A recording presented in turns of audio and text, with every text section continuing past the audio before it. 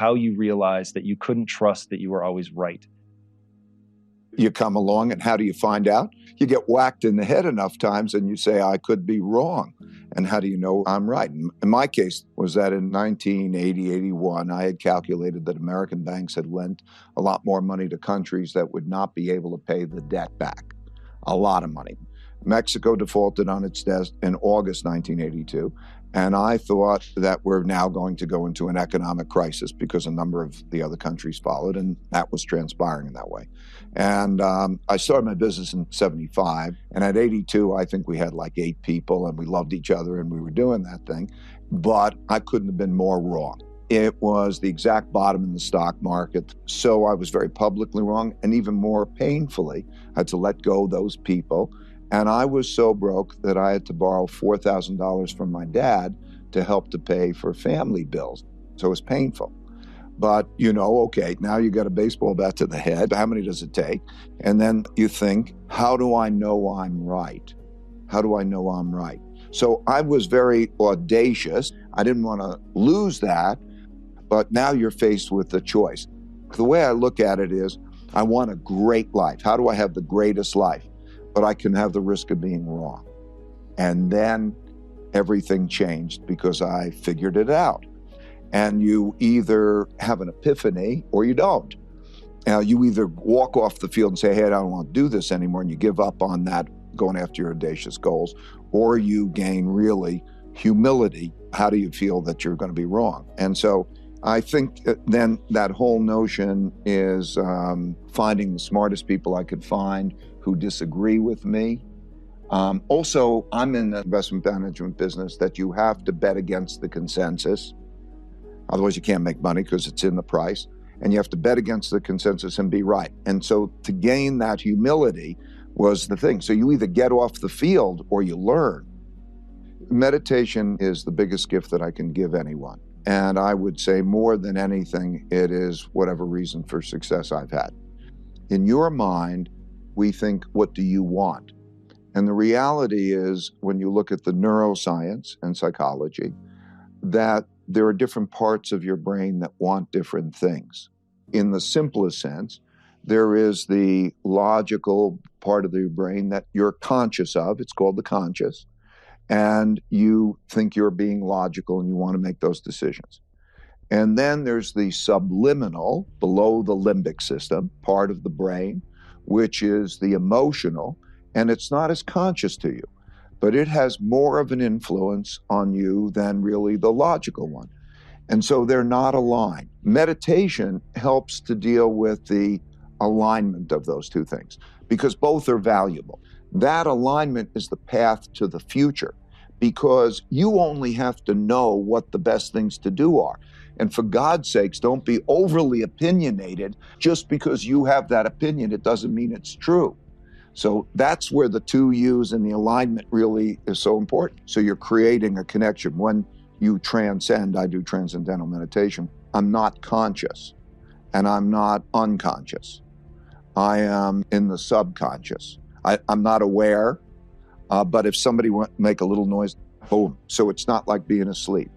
And that's also, by the way, where creativity comes from. It's like you go take a hot shower and a great idea comes, not because you're muscling it. So when you're having that, then you're calm and your natural state, and then these things bubble up and it helps that alignment. Let me go above myself and look at myself within the context of my circumstances.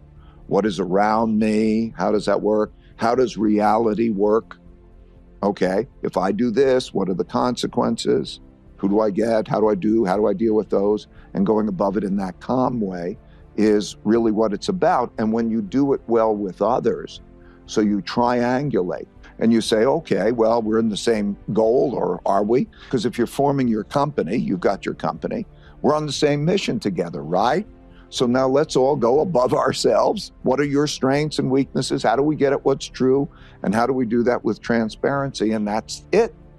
How do you get past your ego and your blind spot? And we know what the ego barrier is. Like, I got to be right, or whatever it is, or I'm not good at this. The blind spot barrier is the realization that people actually see things different. They see different things. Like somebody will see the big picture, somebody will see the detail. They'll focus on different things, almost like a color spectrum type of thing.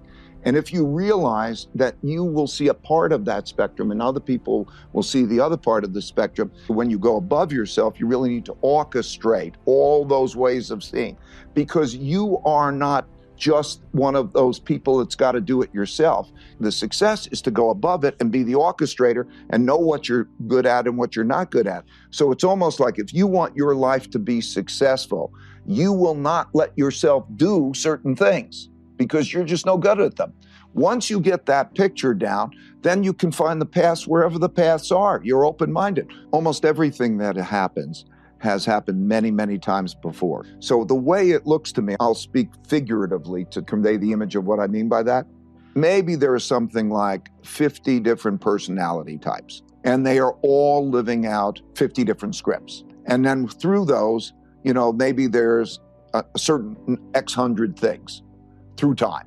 And it seems all confusing because we're looking at them bit by bit. It's like you're in a blizzard, a snowstorm, and each of these bits come at you and so on. So when you realize everything happens over and over again, pretty much for the same kind of reasons, okay? And you understand that, and you can almost look at who's been through it before, who knows how it works, how do I best navigate that thing, what are my principles for that?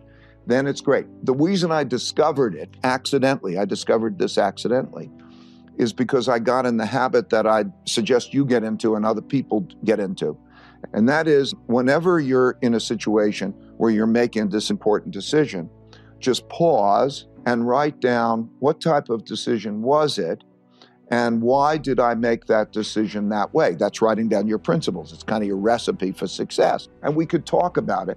And then every time I'm in a situation, I'll write down, why did I make that decision? And we could look at those criteria. Did that make sense to do that decision that way? Would you have different criteria? And so on. And you do that over a period of time. And then you have your principles.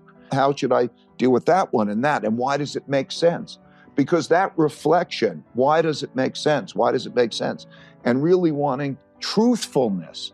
Not worried about being embarrassed, making mistakes, really on the struggle with all of you together. If you know what you're not good at, your life's no problem because you don't even have to get good at it. You just have to work with somebody who's good at what you're not good at, right? So there's a path forward when you get out of your head that you got to do that. You could say, hey, Ray, I don't think you're very good at that. I'm going to be the same way. I put it in because I needed it, because I'm worried that I'm going to be wrong. So then you come to me and you say, I don't think it's very good. Well, how do we find out in a non-ego constrained, objective way whether I'm good at that or not?